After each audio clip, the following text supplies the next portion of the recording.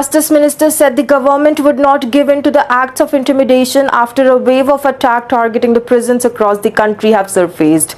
On Monday night, the vehicles were set alight outside the several French prisons and one jail was hit by gunfire in what the Gerald Darmanin described as the terrorist attack. 7 prisons have been targeted in Toulon, Aix-en-Provence, Marseille, Valence and the Nimes in the southern France and in the Valley-Pinte and the Nanterre near the Paris city.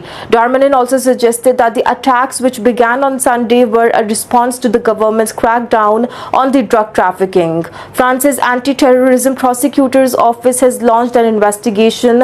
On Tuesday, the Darmanin visited the Toulon's Les Farlettes prison where the gunman opened fire on the prison gate with a Kalashnikov. Also, I am delighted that the National Anti-Terrorism Prosecutor Office has taken action because this is extremely serious, he told the reporters. These are terrorist attacks. He added the significant means which were also being employed to find the perpetrators and they would be given extremely severe sentences. Darmanin indicated that the acts of intimidation against the prison workers were related to the government's effort to tackle the drug crime.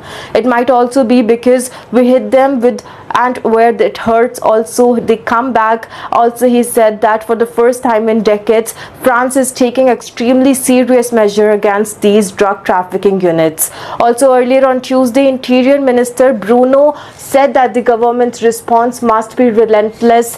Those who attack prison and officers deserve to be locked up in those prisons and monitored by those officers, he posted on X. He also added that he had instructed the police to immediately strengthen security at the prison facilities.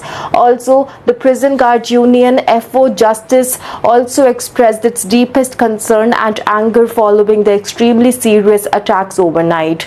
The union posted updates from the aftermath of several attacks on the X, also including images of the burnt out vehicles in prison cars park and bullet holes in the Toulon prison entrance gate. It called for urgent government action to protect the prison staff. Another union, that is UFAP UNSA Justice, said that there were not enough officers to secure the prison perimeters, that is 24/7. Also, UFAP said that the staff vehicles were among those set on fire outside the jail in the Villepinte, Auxin-Lyons, Nanterre and Valence city.